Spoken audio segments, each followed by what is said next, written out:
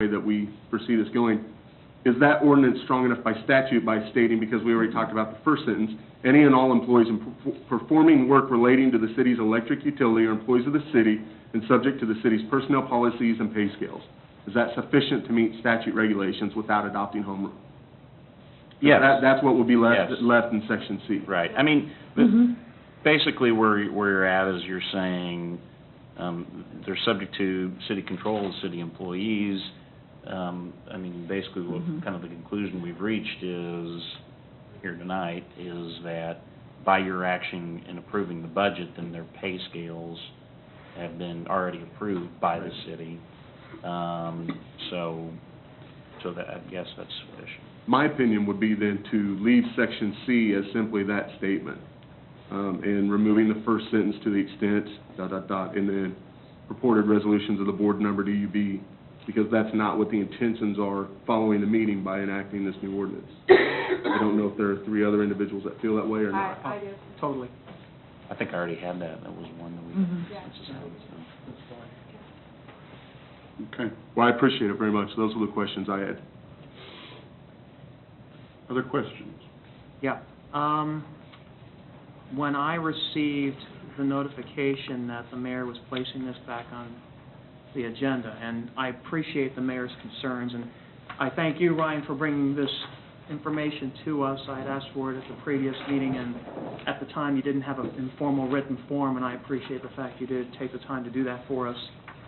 I sent an email to the city administrator and basically requesting that we look at opportunities here to look at resolutions that would involve rewriting 2296 as a charter ordinance, exempting ourselves from the relevant Kansas statutes regarding some of these issues that are in nonconformance with the state statute.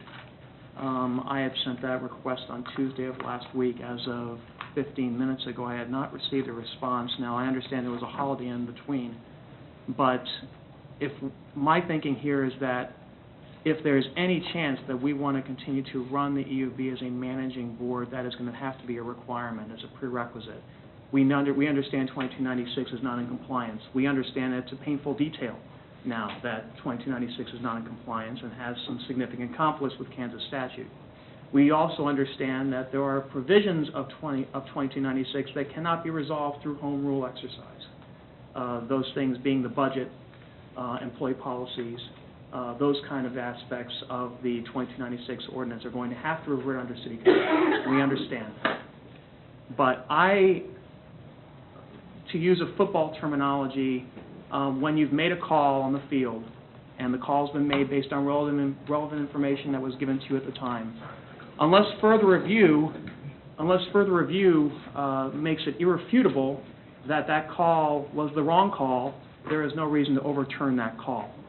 I believe that we need to move expeditiously towards drafting a charter ordinance that will replace 2296 while still granting some of the authority by using home rule exemption power, which we do have under the Kansas Constitution and under Kansas law.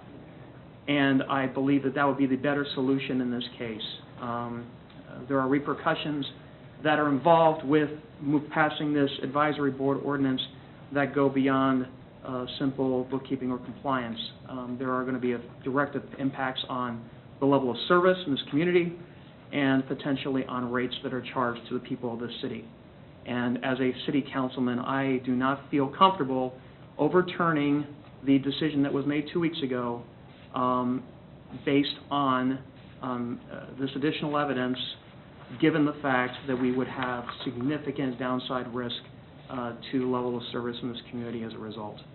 I would like to see us to go forward looking at doing a charter ordinance that fixes 95% of the issues that are listed on this sheet. And that has not been given us as an option. And I would like to see that explored, which is why I'm not going to vote to favor the creation of an advisory board this evening. Are we going to eliminate or downsize employees or change them out? I guess I'm confused on why the level of service, what level of service is going to be degraded? I mean, that's a fair point. quite I don't- frankly. I don't- It's the same employees doing the job. It is, that's a fair point. There is absolutely no reason service should be degraded. Those employees are dedicated, they've been dedicated, they were dedicated when they worked for the city, they were dedicated when they spun off as a GE, and they'll continue to serve that same level of dedication. I just, that's ridiculous to me. I don't,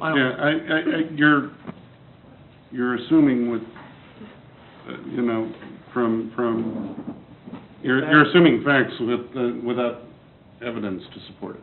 if that is the case, then I would, then other councilmen obviously can move forward and vote to approve the advisory board, but if that were to happen, then I am not going to,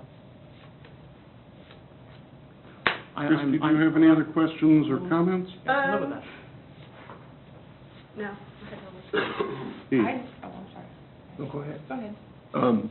Well, my question's actually stated. I really thought there was an opportunity for us to review and revise the ordinance, to build an ordinance that, using verbiage from the way it was originally written, rather than providing exclusive jurisdiction, would provide limited jurisdiction, control, and policymaking responsibility that would still allow them to continue the level of success, not its service, because I don't think that will change. I don't anticipate that either way. But the level of success that we have recognized over the past years in regards to rates, fund management, building of the reserves, downtime with the electric utilities, the success of employees, the way they've been excelled through the program, and all those things that we would hope our organization would be able to do. I thought there was a way we could have worked towards a solution that allowed them to still continue to do some of those things without completely being an advisory role capacity. I'm disappointed we didn't go that route. That's why I won't be changing my vote tonight. I don't see anything that's changed that from last Tuesday or last meeting, in my opinion. I wish we would have gone there, but that's my closing comments. My questions, I'm thankful we could at least revise the ordinance as proposed to maybe address some of the immediate concerns I have with the way that was written. I just basically have my same question as last time. Is there a way to make this compliant, maybe by a charter or a home rule ordinance or something, to get us to where we could establish a BPU, group them all together, run them all like a business? I don't even know what that time frame is, if that's a realistic goal. Is that like 6 months out, a year? I mean, how? I'll talk about that in a moment, Okay. if you don't mind. Okay, that was my original question from last time you said.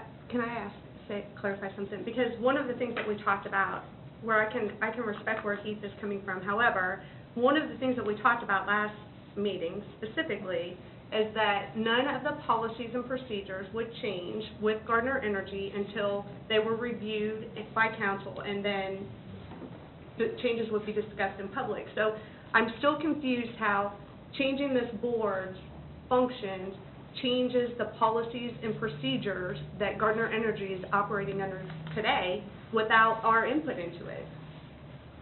And even with, I think we heard with the charter ordinance, we can exempt ourselves from a few things, but the key thing that everybody's expressed concern about is budget, and we can't, right?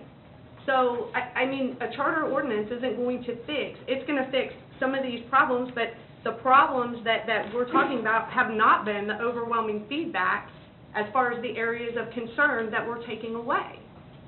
Well, I'll speak directly to that, actually, and it's beyond the budget, because you're right, that's black and white. Mm-hmm. The new ordinance, the way it's drafted, is going to remove it's not going to remove, it's completely changed the purchasing policies of the director, ways that they've operated, ways they've been able to maintain some costs by larger purchases and other things. One of the conversations that we've had, both in private and in public, is probably the necessity to review our purchasing policies and make sure they're in order.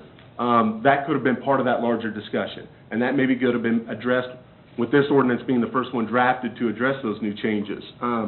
So that, because, I'll agree, I think one of the biggest things we've heard is that Gardner Energy's director has a purchasing policy that actually exceeds the city administrator, and that's probably, the scale is going a little bit the wrong way. So that's something we could have addressed and address that as a larger work session to see all these pieces. And that was one thing I think that people have brought up a few separate times, is the purchasing policy. So we could have addressed that as an individual means, maybe corrected it from an institutional level and created solutions across the board, implemented it within this, would have granted a larger level, and we still could. So the nice thing about it is it leaves us an opportunity to do that, so I'll cut you off there.